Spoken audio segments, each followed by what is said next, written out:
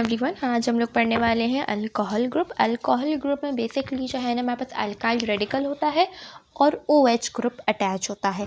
OH को आप लोग जो है ना वो क्या कहते हो, हाइड्रोक्साइल ग्रुप भी कहते हो इस OH को। द रीज़न इज़ बिकॉज इसमें हाइड्रोजन भी है और इसमें ऑक्सीजन भी है, दोनों को कंबाइन हम लोग हाइड्रोक्साइल ग्रुप कहते हैं। इसमें एक ही अल्काइल रेडिकल होता है जो कि OH ग्रुप से पहले होता है, मतलब OH ग्रुप हमेशा बाद में आएगा, उसके बाद कोई भी अल्काइल रेडिकल मौजूद नहीं होगा। IUPAC नेमिंग को और कॉमन नेमिंग को हम दोनों इस वीडियो में हम कवर करने वाले हैं।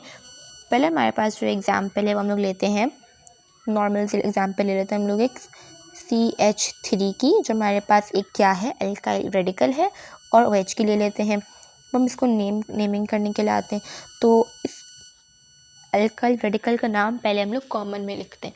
कॉमन में अक्सर ये होता है कि एंड में आप लोग फंक्शनल ग्रुप का नाम लिख देते हो, ठीक है। तो हम इसका कॉमन नेमिंग में नाम लिखते हैं। कॉमन में इसका नाम होगा, ये ग्रुप लगा हुआ है कौन सा, मीथाइल ग्रुप लगा हुआ है, तो हम इसके अंदर क्या लगा देंगे, मीथाइल लगा देंगे। और क्योंकि हमारे पास कौन सा ग्रुप लगा हुआ है, अल्कोहल ग्रुप लगा हुआ है, तो आप यहाँ एक और चीज़ लिख दोगे, वो लिख दोगे अल्कोहल। तो ये आपने क्या नेमिंग कर ली, आपने नेमिंग कर ली है IUPAC नहीं करी, आपने कॉमन नेमिंग करी है। अब हम इसको एक बार सर IUPAC में नेम करके देख लेते हैं।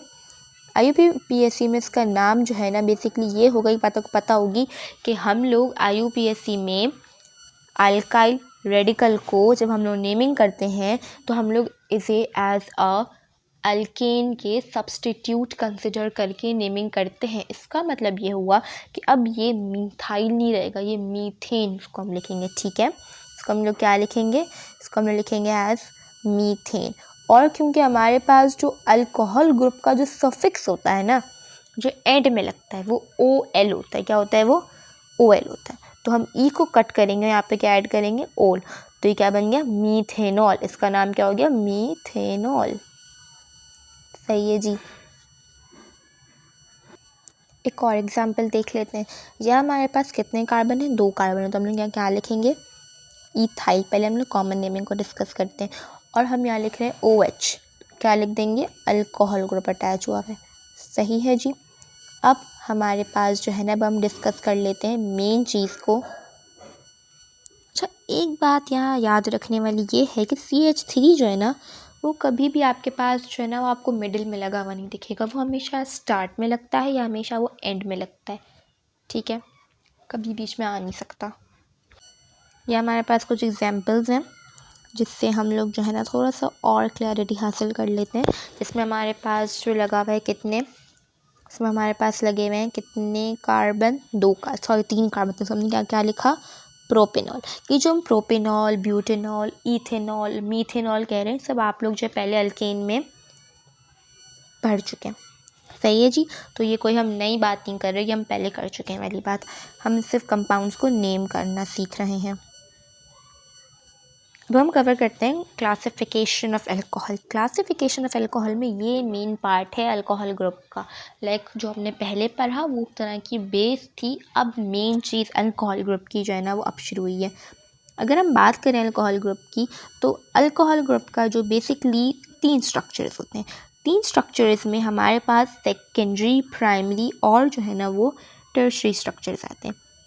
एक एक करके वन बाय वन करके डिस्कस करते हैं। पहले हम जो डिस्कस करते हैं प्राइमरी अल्कोहल को। प्राइमरी अल्कोहल से बहुत आसान चीज़ है, हम पहले पढ़ भी चुके हैं।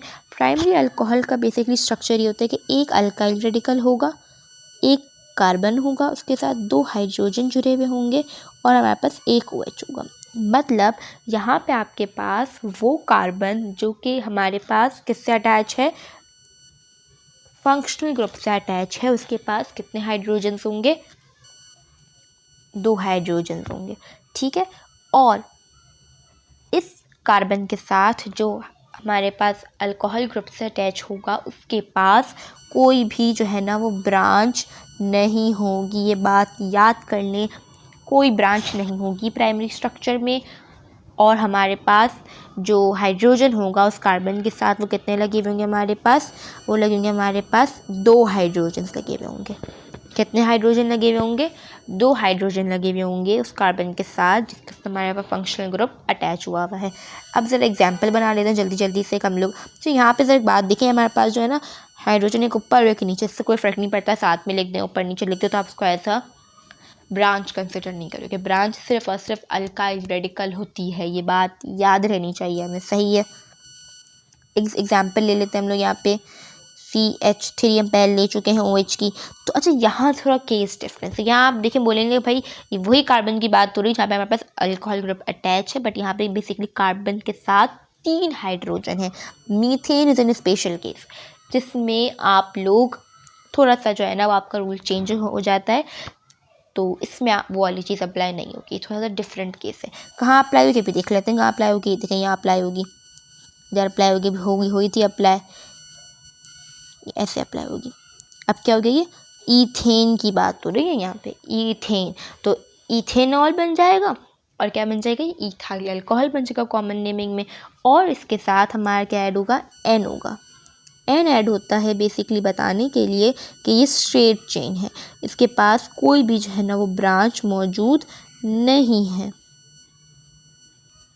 ये हमारे पास जो स्ट्रक्चर है वो सेकेंडरी अल्कोहल का है, मतलब वो कार्बन जिसके साथ हमारे पास फंक्शनल ग्रुप अटैच है उसके पास एक ही हाइड्रोजन होगा और उसके पास एक alkyl radical as a branch होगा।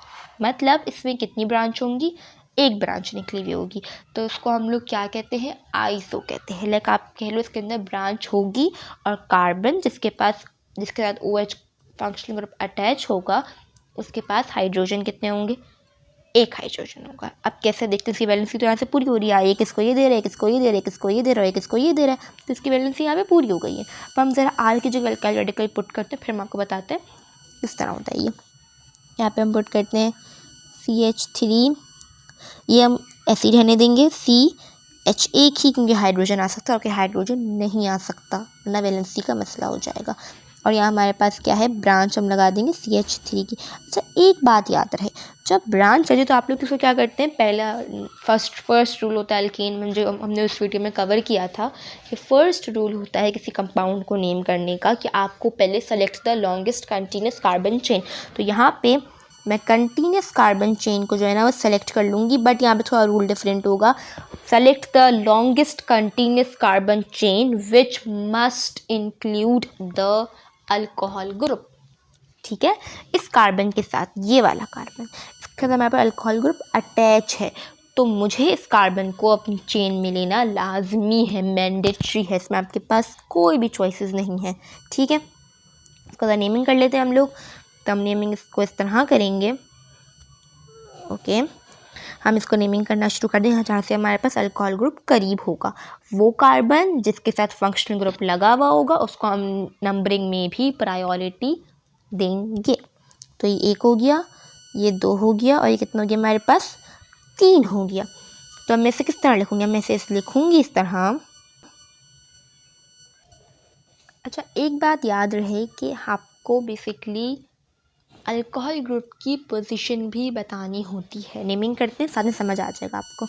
हमारे पास इस चेन में कितने कार्बन है, हमारे पास 3 कार्बन है, तो हम यहाँ लिख देंगे, पहले हम बात कर रहे हैं IUPAC की, प्रोपेनॉल लिख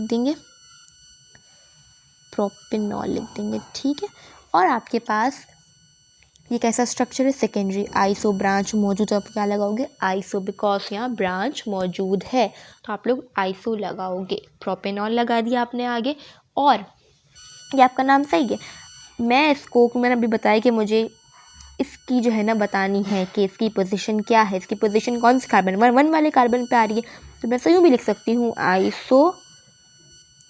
तो ये चीज़ जो है ना, सॉरी ये वाली जो है ना हाइफन, ये नहीं आएगा, ये हाइफन इसलिए नहीं आएगा बिकॉज हमेशा जब आप नंबर और नंबर के बीच में लगाते हो कॉमा और हाइफन और नंबर के बीच में लगाते हो hyphen, sorry number two number आपका लगता है कॉमा, और कंपाउंड किसी भी वर्ड और नंबर के बीच में लगता है हाइफन, और नंबर और कंपाउंड टू कंपाउंड आपका जो है ना बेसिकली कुछ भी नहीं लगता। यहाँ कंपाउंड टू कंपाउंड की बात हो रही है, ठीक है, क्या किसकी बात हो रही है, कंपाउंड टू कंपाउंड की बात हो रही है। कंपाउंड टू कंपाउंड बीच में कुछ भी नहीं लगेगा, नंबर टू नंबर कॉमा लगेगा और compound two number basically hyphen लगेगा। आगे और मिसालेंगे हम दिखेंगे। तो आइसो प्रॉप लिखूंगी मैं और मैं ए भी लिख दूंगी, और जब मैं लगाऊंगी ना एन भी लिख दूंगी, तो मैं लगाऊंगी ओ, तो मैं इसके यहाँ लिख दूंगी वो। अब देखिए यहाँ मैं लगाऊंगी 1, तो मैंने हाइफन लगाया बिकॉज मैं कंपाउंड और नंबर के बीच में हाइफन लगाऊंगी, और लिख दूंगी यहाँ पे ऑल। ये भी हमारे पास एक नंबर है, एक हमारे पास ये भी एक वर्ड है, वर्ड और नंबर के बीच में आएगा हाइफन। इसको अगर मैं लिखूंगी आईयूपीसी क्या कॉमन में लिखूंगी अगर मैं इसे, तो मैं इसे किस तरह लिखूंगी, मैं लिखूंगी आइसो प्रोपाइल, लिख के दिखाती हूँ, आइसो प्रोपाइल 1 लगाऊंगी और लगा दूंगी इधर अल्कोहल। यहाँ तक हम बिल्कुल क्लियर जा रहे हैं। टर्शरी स्ट्रक्चर पे जाने से पहले यहाँ थोड़ा सा जो है ना आपको कुछ नए नए कॉन्सेप्ट्स को भी जो है ना वो समझना पड़ेगा। न्यू भी आइसो एन और टर्ट की तरह ना TRT हम बाद में डिस्कस करते हैं, उसकी तरह भी एक तरह का आपके लिए वर्ड है जो कि आप लोग बताने के लिए यूज़ करते हो कि कैसा स्ट्रक्चर है। तो यहाँ पे अगर आप लोग देखो वो कार्बन जिसके साथ हमारे पास और 4 कार्बन जुड़ जाए, तो ऐसे हम इसको पूरे स्ट्रक्चर को नियो कहते हैं, नियोपेंटाइल कहते हैं। नियोपेंटाइल हमें से आया यहाँ भी नहीं आएगा, हमें से नियोपेंटाइल इसीलिए कहते हैं क्योंकि यहाँ पे हमारे पास टोटल मिला कितने हो गए कार्बन, 5 कार्बन हो गए हमारे पास, 1 2 3 4 5, 1 2 3 4 5, 5 हमारे पास कार्बन हो गए, तो आप इसे नियोपेंटाइल कहते हो। ठीक है, यहाँ आप इसको क्या कहते हो, नियोपेंटाइल। फिर हमारे पास जो है ना टर्ट, बेसिकली टर्शरी स्ट्रक्चर समझे, अभी हम समझ रहे हैं। तो इसमें ये होता है कि आपके पास वो कार्बन जिसके साथ हमारे पास जो है ना वो और 3 कार्बन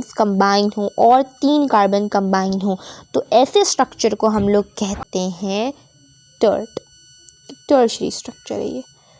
वो कार्बन जिसके पास हमारे पास फंक्शनल ग्रुप अटैच हो, उसके साथ बेसिकली कितनी ब्रांचेस लगी हुई होंगी, 2 ब्रांचेस लगी हुई होंगी, मतलब उसके कितने नेबर्स हो जाएंगे, 2 नेबर्स हो जाएंगे। और उसके पास हाइड्रोजन कितना होगा, हाइड्रोजन इसके पास 0 होगा। इसको आप ब्रांचेस भी कह सकते हो, नेबर्स को ब्रांचेस भी कह सकते हो, नेबर्स नहीं ब्रांचेस ज़्यादा अच्छा वर्ड लगेगा। ठीक है, और आपके पास हाइड्रोजन, वो कार्बन जिसके साथ हमारे पास फंक्शनल ग्रुप अटैच है, उसके पास हाइड्रोजन जो है ना वो 0 होगा।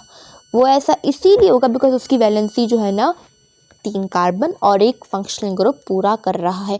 आपने देखा सेकेंडरी स्ट्रक्चर में हमारे पास जो थे वो कार्बन जिसके पास फंक्शनल ग्रुप अटैच है, उसके पास हमारे पास एक हाइड्रोजन था, इससे पहले प्राइमरी में 2 हाइड्रोजन थे। तो ये बस उसकी वैलेंसी पूरा करने के लिए हमने बता दी कि 2 या 1 या जितने भी होंगे। ठीक है, इसका हम नाम लिख लेते हैं। इसका नाम हम इस तरह लिखेंगे, चेंज द कलर, ओके। इसका नाम इस तरह लिखेंगे, पहले आप लोग जो है ना longest continuous carbon chain select करेंगे। Select the longest continuous carbon chain, किस तरह करेंगे, अच्छा 1 मिनट, यहाँ थोड़ी गलती हो गई, यहाँ हमारे पास जो है ना वो,